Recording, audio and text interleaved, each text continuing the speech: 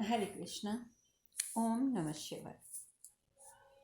आजकल हम कथा में बात कर रहे हैं महादेव के दो भक्तों की, कालभीत और पुष्पदंत। कालभीत जो कि एक साधारण बालक है और पुष्पदंत जो कि एक गंधर्व है। दोनों ही महादेव के भक्त हैं। दोनों की भक्ति का अपना अपना तरीका है। परंतु गंधर्व की भक्ति, पुष्पदंत की भक्ति जो है वो अजीब सी भक्ति है कि उसे तो ऐसा प्रतीत होता है कि चोरी की वस्तु चढ़ाने से भी महादेव सदैव प्रसन्न ही होते हैं, क्योंकि उसे ये लगता है कि मैंने अपने लिए तो चुराया नहीं, मैंने जो भी चुराया है वो तो मैंने अपने भगवान को अर्पित करने के लिए चुराया है। और इसी बात को लेकर महादेव उसे बहुत कुछ समझाते हैं नट भैरव के रूप में। और उसी प्रकार से कालभीत, जिसके पास महादेव एक बुजुर्ग व्यक्ति के रूप में आकर जल की मांग करते हैं, और आगे जो भी चर्चा होती है जो हमने करी थी आपको सब ज्ञात है। और इस प्रकार से ये दोनों कथाएं साथ साथ चल रही हैं। महादेव ने ये बोल दिया कालभीत को कि तुम जाओ, एक दायित्व तुम्हारी प्रतीक्षा कर रहा है, जाकर उस दायित्व को संभालो। और महादेव की आज्ञा मानकर वो वहाँ से चल पड़ते हैं। और दूसरा मैंने ये भी बताया था कि जहाँ पे कालभीत ने तपस्या करी है, वहाँ पे मिट्टी के शिवलिंग को महादेव ने अपनी ऊर्जाओं से ऊर्जान्वित करके उसे कालभीतेश्वर शिवलिंग का नाम दिया है, जो कि आज भी प्रसिद्ध है। महादेव की ऊर्जाएं वहाँ पर आज भी स्थापित हैं। अब मैंने आपको, और हमने कल कथा में विश्राम ले लिया था कि पुष्पदंत जो है वो यही कहते हैं अंत में कि मुझे यहाँ से नहीं भागना। मैं जानता हूँ कि हम भाग सकते हैं, परंतु मुझे नहीं भागना। और मैं अगर खुद से भाग भी गया, अगर यहाँ से भाग भी गया, इस राजा से बच भी गया, यहाँ की प्रजा से बच भी गया, तो मैं महादेव से कब तक भागूंगा, कैसे भागूंगा। इससे तो बेहतर है कि इस दंड को महादेव की इच्छा समझकर मैं स्वीकार करता हूँ, और यही मेरे कर्मों का फल है। गंधर्वराज कहते हैं यदि जीवित रहोगे तो प्रायश्चित करने की संभावना रहेगी। गंधर्व, पुष्पदंत, तुम समझते क्यों नहीं हो? तुम प्रायश्चित कर सकते हो यदि जीवित रहे तो। परंतु पुष्पदंत कहते हैं मेरा दंड ही मेरा प्रायश्चित है। और राजा की ओर उन्मुख होकर कहते हैं राजन, मेरी एक अंतिम इच्छा है। देह त्यागने से पूर्व मैं केवल एक बार महादेव की स्तुति का गायन करना चाहता हूँ। अब महादेव की स्तुति की बात हो रही थी तो कोई कैसे मना कर सकता है। इसीलिए राजा ने उन्हें अनुमति दे दी कि आप अवश्य गायन करें। स्तुति आरंभ करते हैं जब पुष्पदंत, इतनी करुणा में भरी हुई वो स्तुति होती है कि समस्त ब्रह्मांड में उसकी गूंज गूंजती है। सभी मंत्रमुग्ध हो जाते हैं। इंद्रदेव के बाकी देवी देवता, यानी कि क्या स्वर्ग लोक, क्या पाताल लोक और क्या पृथ्वी लोक, तीनों लोग उसकी गूंज से प्रभावित हो जाते हैं। सब मंत्रमुग्ध हो जाते हैं। यहाँ तक कि राजा भी, राजा की सभा भी, और तो और महादेव भी ये सुन रहे हैं। महादेव भी मंत्रमुग्ध हो जाते हैं। पुष्पदंत ये गायन करते करते, स्तुति का गायन करते करते धरती पर हाथ जोड़कर बैठ जाते हैं। स्तुति उनकी संपूर्ण जब होती है, नेत्रों से अश्रु बहते जाते हैं, और सब उस समय इतने भाव विहल हो जाते हैं कि किसी के मुख से कोई शब्द नहीं निकलता। सबका ध्यान सिर्फ और सिर्फ महादेव और स्तुति में होता है। तभी डमरू की आवाज़ आती है, और डमरू की आवाज़ के साथ वहाँ पर महादेव उपस्थित हो जाते हैं। और महादेव को समक्ष देखकर क्या राजा क्या प्रजा सभी स्तंभित रह जाते हैं कि महादेव हमारे समक्ष। सभी नतमस्तक हो जाते हैं। राजा भी तुरंत अपने सिंहासन से उठ के खड़े हो जाते हैं और पृथ्वी पर बैठकर नमन करते हैं, क्योंकि उनके आराध्य महादेव इस समय उनके समक्ष उपस्थित थे। महादेव कहते हैं पुष्पदंत से कि पुष्पदंत, तुम्हारे स्तुति गान से मैं अत्यंत प्रसन्न हूँ। मैं बहुत प्रसन्न हूँ तुम्हारे स्तुति गान से। पुष्पदंत कहते हैं हे महादेव, आपकी महिमा को कौन समझ पाया है। आपकी संपूर्ण महिमा से तो प्रत्येक व्यक्ति अनभिज्ञ है। मैं भी अनभिज्ञ हूँ। मैं तो बस अपने इस छोटे से विवेक से जितना समझ पाया हूँ उसी को इस स्तुति में कहा है मैंने। उसी को स्तुति में कहा है, मुझे क्षमा कर दीजिए प्रभु, क्योंकि मैं इतना विवेकशाली नहीं हूँ कि मैं आपके समस्त गुणों की चर्चा अपनी स्तुति में कर पाता हूँ।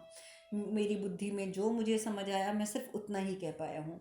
महादेव कहते हैं, पुष्पदंत, तुम्हारे द्वारा रचित ये शिव महिमा स्त्रोत एक प्रसिद्ध स्त्रोत होगा और एक सिद्ध स्त्रोत होगा। देखिए, दोनों में फर्क होता है। प्रसिद्ध स्त्रोत में और सिद्ध स्त्रोत में महादेव की महिमा का जो ये संस्कृत का स्त्रोत है, जिसे कि पुष्पदंत जी ने रचना करी है, उसको महादेव ने सिद्ध स्त्रोत का नाम दिया। सिद्ध यानी कि उसे सिद्ध करने की आवश्यकता नहीं है, वो स्वयं सिद्ध स्त्रोत है।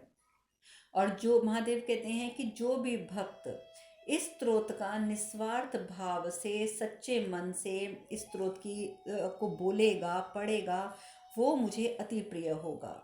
मुझे अति प्रिय होगा मेरा वो भक्त जो इसका गायन करेगा। और इस प्रकार से महादेव उन्हें, पुष्पदंत को आशीर्वाद दे देते हैं, तुम्हारा सदैव कल्याण हो।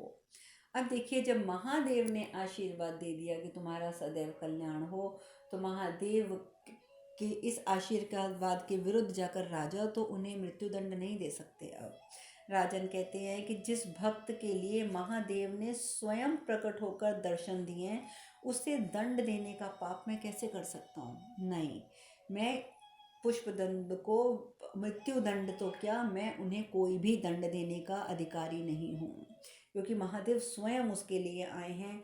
और वो महादेव से भी क्षमा मांगते हैं कि मुझे क्षमा कर दीजिए महादेव। इसके साथ साथ वो पुष्पदंत से भी क्षमा मांगते हैं कि पुष्पदंत जी, आप भी मुझे क्षमा कर दीजिए, आप महान भक्त हैं महादेव के। पुष्पदंत जो हैं वो भी क्षमा याचना करते हैं महादेव से और कहते हैं कि भ्रमित हो गया था मैं, भूल गया था मैं कि जो वस्तु जिसकी है उसे ही महादेव को समर्पित करने का अधिकार है। मुझे तो ये लगने लग गया भ्रमित होने के बाद कि मैं किसी की कोई भी वस्तु उठाऊं और महादेव को समर्पित कर दूंगा तो वो वस्तु मेरी हो जाएगी और मेरे तरफ से वो समर्पित हो जाएगी। नहीं, ये अन्यथा मैं अब समझा हूँ कि ये अनुचित है, पूर्ण रूपेण अनुचित है। जो वस्तु जिसकी होती है वो उसी की होती है, उस पर मेरा कोई अधिकार नहीं है। और सिर्फ अपनी वस्तु ही अपने आराध्य पर अर्पित करना, यही हमारा अधिकार है, किसी और की वस्तु पर अधिकार नहीं। मेरा किसी की किसी वस्तु पर अधिकार नहीं है। अब मैं ये समझ गया हूँ, मुझे क्षमा कर दीजिए प्रभु। और अब इस प्रकार के सभी मतलब अब सभी के उद्धार के लिए मैं आपसे एक निवेदन और करना चाहता हूँ। क्योंकि देखिए महादेव, जो भूल मैंने करी, पुष्पदंत ये कह रहे हैं कि जो भूल मैंने करी, जिस प्रकार से मैं भूल करता आया हूँ, जैसे चोरी की भूल भी करता आया हूँ, उस प्रकार से और भी बहुत से भक्त हैं जो भक्ति के मोह में फंसे गलत कृत्य करते हैं।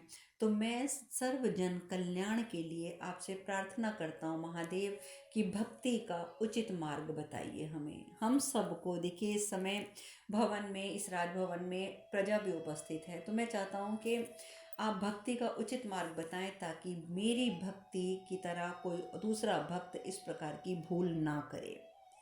महादेव कहते हैं, ये बात जब प्रश्न सुनते हैं पुष्पदंत का तो वो बहुत प्रसन्न होते हैं। महादेव कहते हैं, हमें सदैव स्मरण रखना चाहिए कि भक्ति मुक्ति का आधार है।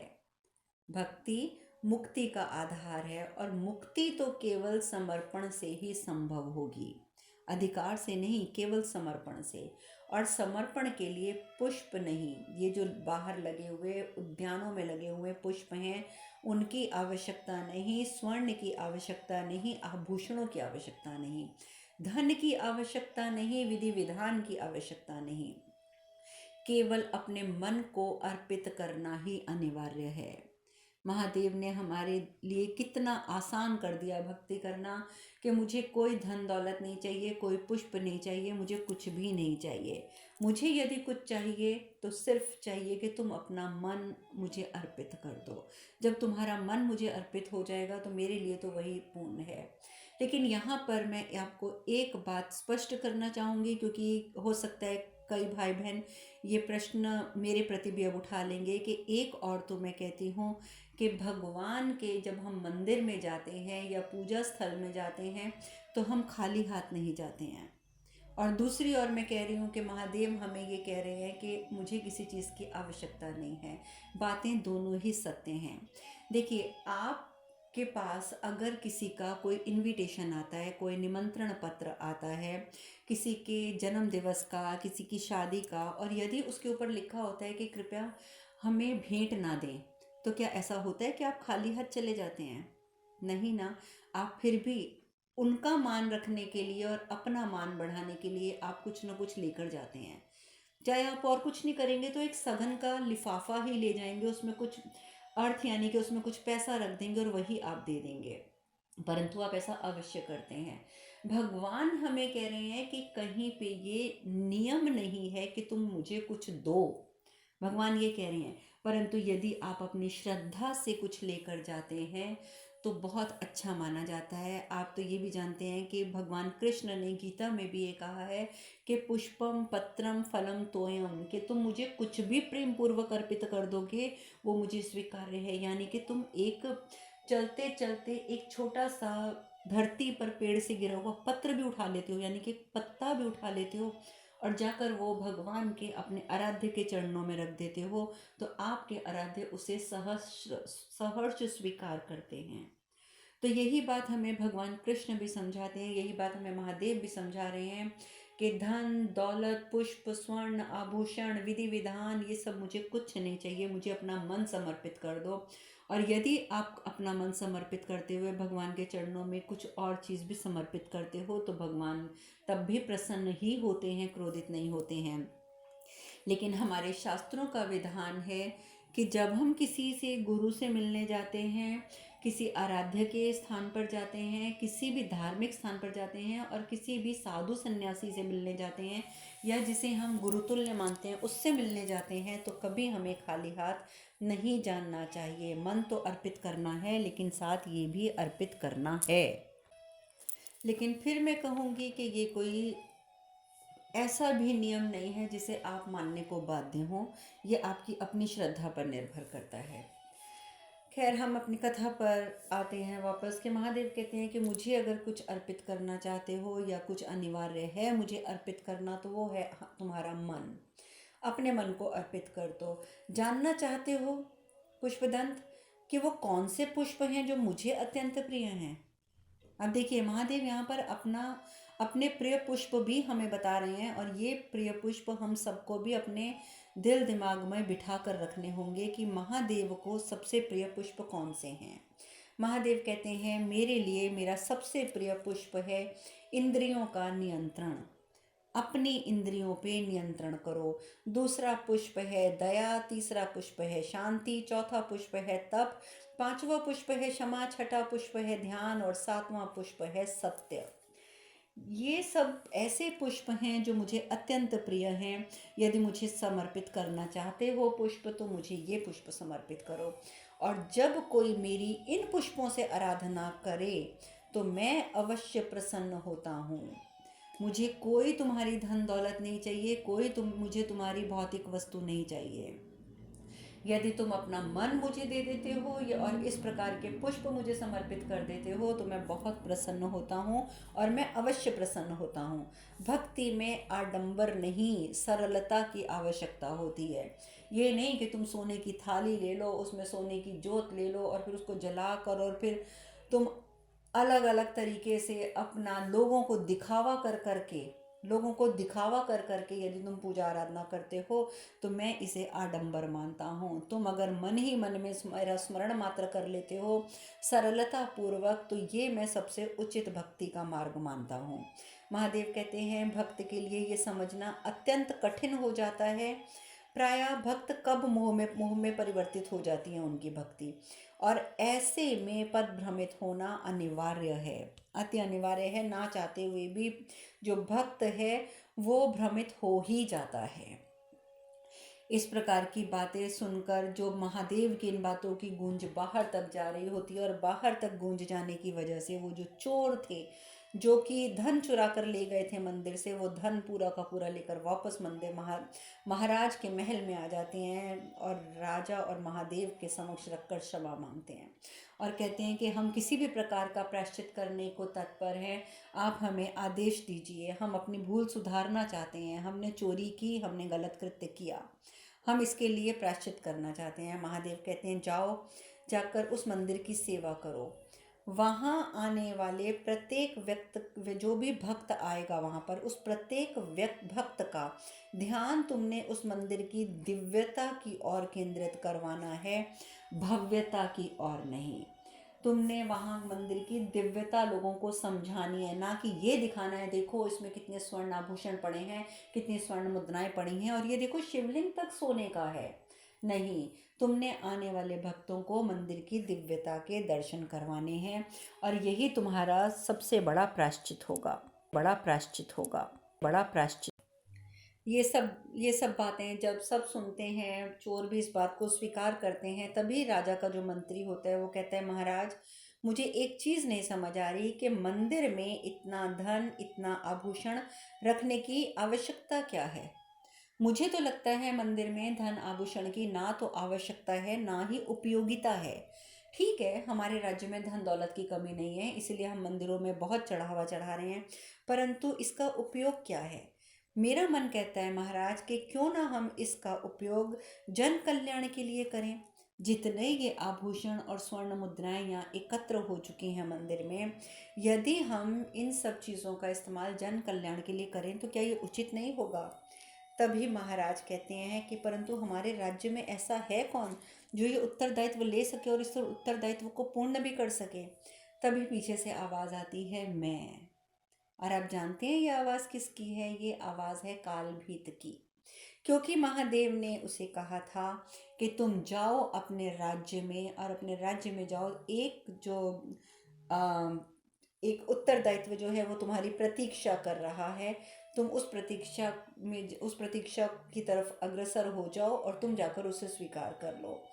और इस प्रकार से महादेव की ये बात स्मरण होती है कालभीत को, और कालभीत कहता है कि मैं संभालूंगा इस उत्तरदायित्व को मैं पूर्ण करूंगा।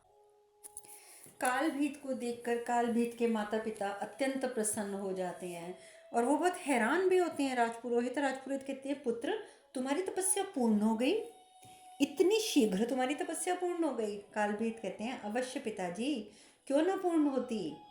क्या आप जानते हैं नट भैरव कौन है, नटेश कौन है, पहचानते हैं क्या आप उनको? तो दोनों माता पिता कहते हैं, नहीं, कौन है वो? तब कालभीत बताते हैं कि नट भैरव तो स्वयं महादेव थे और नटेश गणेश जी थे। ये बात सुनकर राजपुरोहित और जो राजपुरोहित की अर्धांगिनी है, उनकी आंखों से अश्रु बहने लगते हैं कि प्रभु, गणेश जी और महादेव हमारे घर पर उपस्थित थे और हमें पता ही नहीं कि वो हमारे घर पर उपस्थित हैं। कितने मूर्ख हैं हम, कितने मूर्ख हैं। और इस प्रकार से सारे जो गांव के अन्य लोग भी होते हैं, खासकर सरपंच, आप जानते हैं सरपंच ने भी आकर जब महादेव के सामने, जब नट भैरव के सामने सरपंच ने कहा था, मैं तुम्हारे पुत्र के बारे में ये कर दूंगा, वो कर दूंगा, तुम सिंहासन अपने पद से त्याग कर दो क्योंकि तुम राजपुरोहित बनने के लायक नहीं हो, तुम्हारा पुत्र जो है वो किसी भी काबिल नहीं है, ये सब बातें।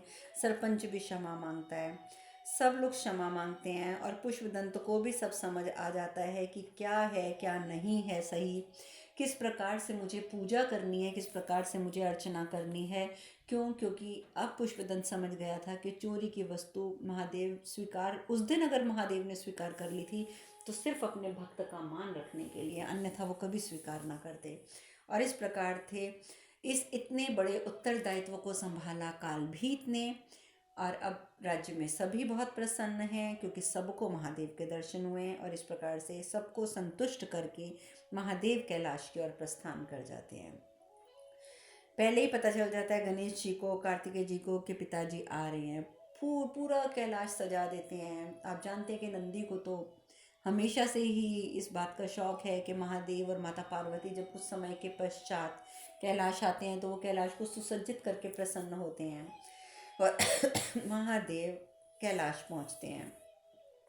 महादेव गणेश जी और जब उनसे मिलते हैं, और गणेश जी के साथ, क्योंकि गणेश जी तो पहले ही पहुंच जाते हैं वहाँ पर बताने के लिए कि अब पिताजी आने वाले हैं, तो जब कैलाश पर पहुंचते हैं महादेव अपने पुत्रों से मिलते हैं, तो नंदी कहते हैं कि खाना तैयार है, भोजन बिल्कुल तैयार है, चलिए हम सब भोजन कर लें।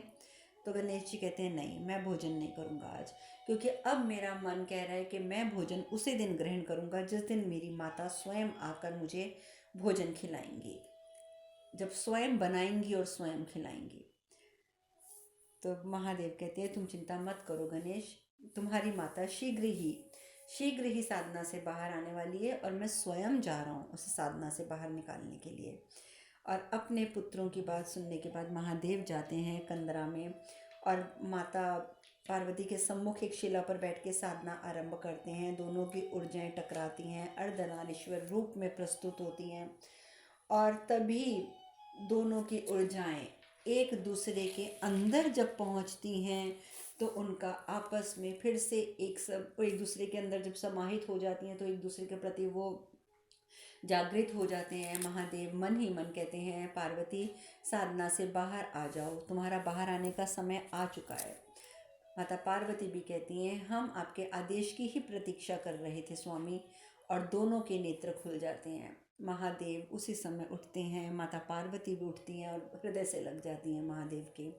माता पार्वती कहती हैं कि हम अपनी संतानों से मिलने के लिए ललायत हो रहे हैं, हमें ले चलिए यहाँ से स्वामी, हमें यहाँ से तुरंत ले चलिए। महादेव ले चलने को तत्पर तो हैं, परंतु उनके नेत्र हल्के से गीले हैं और महादेव के नेत्र गीले। माता पार्वती समझ जाती हैं कि कुछ बहुत बड़ी घटना है जो मेरे साधना में लीन रहने के समय में घटित हुई है और जो मेरे स्वामी मुझे बताना चाहते हैं। माता पार्वती तुरंत पूछती हैं क्या हुआ स्वामी, आप हमसे कुछ कहना चाहते हैं, किसके संदर्भ में आप कुछ कहना चाहते हैं। तो महादेव कहते हैं कि हाँ पार्वती, मैं अशोक सुंदरी के संदर्भ में तुमसे बात करना चाहता हूँ। माता पार्वती घबरा जाती हैं, क्या हुआ हमारी पुत्री को, क्या हुआ हमारी पुत्री को। महादेव सब बताते हैं कि किस प्रकार से ब्राह्मण की हत्या करी इंद्रदेव ने और किस प्रकार से इंद्रदेव अब तपस्या करने के लिए कंदरा में गए और उसके बाद नहुष को पुनः इंद्रदेव के स्थान पर देवराज बनाया गया। किस प्रकार से उन्होंने इंद्राणी का अपमान किया, सप्तऋषियों का अपमान किया और ऋषि अगस्त्य ने उन्हें सांप बनने का श्राप दे दिया। और तुम्हारी पुत्री जो है उसके बाद अपने सास ससुर के पास यानी महाराज आयु के राज्य में चली गई, क्योंकि वो चाहती थी कि जब उनका पुत्र वहाँ उपस्थित नहीं है तो उन माता पिता की देख रेख वो स्वयं करना चाहती थी। माता पार्वती बहुत धैर्यपूर्वक ये सब कुछ सुनती हैं और कहती हैं उचित हुआ स्वामी, अशोक सुंदरी चाहती तो कैलाश पर रह सकती थी, अपने पिता के पास रह सकती थी, किंतु हमें प्रसन्नता है कि उसने ऐसी परिस्थिति में भी धर्म का पालन किया। इसलिए हम बहुत प्रसन्न हैं कि हमारी पुत्री जो है हमारे दिए हुए संस्कारों पर चल रही है। इस समय उचित यही था कि वो अपने सास ससुर के साथ रहती। दोनों कैलाश की ओर प्रस्थान करते हैं। कैलाश पर उनका भव्य स्वागत होता है, सप्तऋषि भी वहाँ उपस्थित होते हैं। नंदी जी कहते हैं आप दोनों को कब से एक साथ देखने की प्रतीक्षा कर रहा था मैं, और अब मैं नहीं चाहता कि किसी प्रकार का इस बात में परिवर्तन आए, अब आप दोनों सदैव यहाँ रहिएगा। परंतु महादेव कहते हैं नंदी, परिवर्तन तो प्रकृति का नियम है, प्रकृति का नियम है परिवर्तन।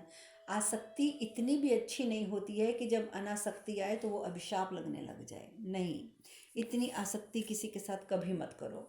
नंदी कहते हैं तो आप ही बताइए ना प्रभु, मैं क्या करूं, क्या समझाऊं मैं अपने आप को, क्या संतान को अपने माता पिता के प्रति आसक्त होना क्या ये पाप है, क्या आसक्ति इतना बड़ा एक दोष बन जाती है कि अपने माता पिता के प्रति भी एक संतान जो है वो आसक्त ना हो। नहीं नहीं नहीं प्रभु, मैं तो आप दोनों को अपना माता पिता मानता हूँ, आप दोनों के बिना तो मैं अनाथ हो जाता हूँ, अनाथ हो जाता हूँ मैं, इसलिए मुझे आपका सानिध्य चाहिए। माता पार्वती कहती है नंदी तुम चिंता मत करो, हम कैलाश छोड़कर नहीं जाएंगे। अब ब्रह्मदेव और भगवान विष्णु जो ये सारी वार्ता सुन रहे हैं जो कैलाश पर हो रहा है, ब्रह्मदेव कहते हैं देवी पार्वती के लिए आने वाला समय जटिलताओं से भरा हुआ है नारायण, जटिलताओं से भरा हुआ है। नारायण कहते हैं निसंदेह ब्रह्मदेव, जहाँ एक और संसार उनकी तपस्या से लाभान्वित हुआ है, वहीं दूसरी ओर एक और समस्या का सामना करना होगा उन्हें, एक और समस्या उत्पन्न होने वाली है। किंतु जगदम्बा जो भी निर्णय लेंगी उसमें संसार का हित ही होगा, अन्यथा यदि उन्होंने कोई उल्टा निर्णय ले लिया तो इस निर्णय का प्रभाव कैलाश पर भी प्रत्यक्ष होगा, कैलाश पर भी होगा। तो इसलिए अब तो जगदम्बा जो निर्णय लेंगी, आदिशक्ति जो निर्णय लेंगी, उन्हें सोच समझ कर निर्णय लेना होगा। और अब जिस हम समस्या की बात कर रहे हैं वो समस्या क्या है? वो समस्या है प्रहलाद के वंशज बाणासुर की। बाणासुर जो प्रहलाद का वंशज है वो घोर तपस्या कर रहा है, महादेव की घोर तपस्या। और सबको चिंता है तो इस बात की, त्रिदेव को चिंता है तो इस बात की कि जैसे ही उसकी भक्ति पूर्ण होगी उसे आशीर्वाद देना होगा, उसे वरदान देना होगा।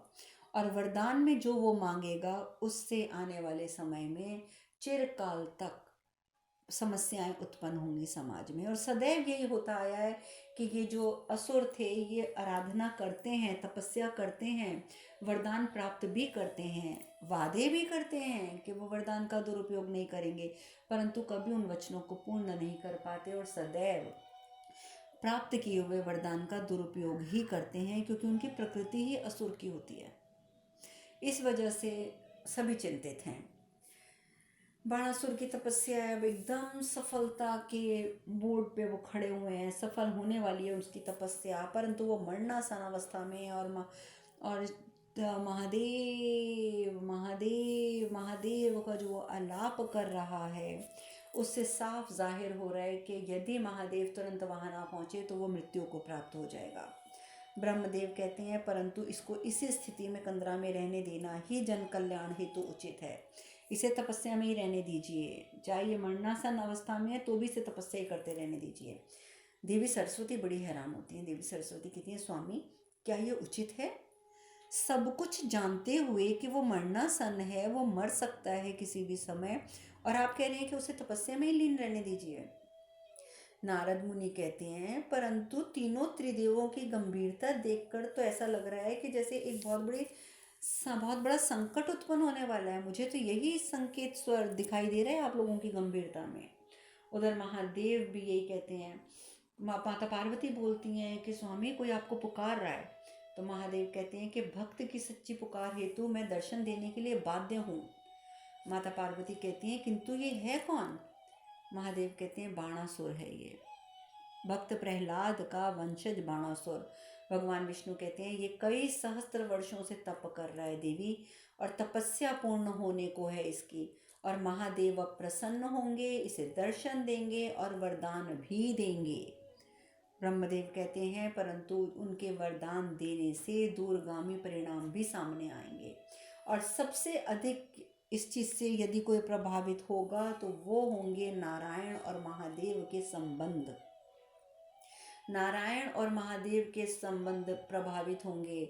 देखिए संबंध तो पहले भी प्रभावित हुए थे। आप जानते हैं कि जब महादेव, अभी आपको याद ही होगा, अभी हमने कुछ दिनों पूर्व इस कथा में चर्चा करी थी कि महादेव जब वैराग की ओर अग्रसर थे, उन्हें वापस संसार की ओर लाने के लिए, उन्हें उनके दायित्व संपूर्ण तरीके से निभाने को प्रेरित करने हेतु जानबूझकर ये एक छोटी सी लीला करी थी नारायण ने, कि उन्होंने सर्पराज को भी उकसाया, उन्होंने गरुड़ देव को भी उकसाया और उनका आपस में युद्ध भी करवाया, और स्वयं वो गरुड़ की ओर हो गए, महादेव जो थे वो सर्पराज की ओर हो गए, और इस प्रकार से उनका थोड़ा सा युद्ध भी हुआ।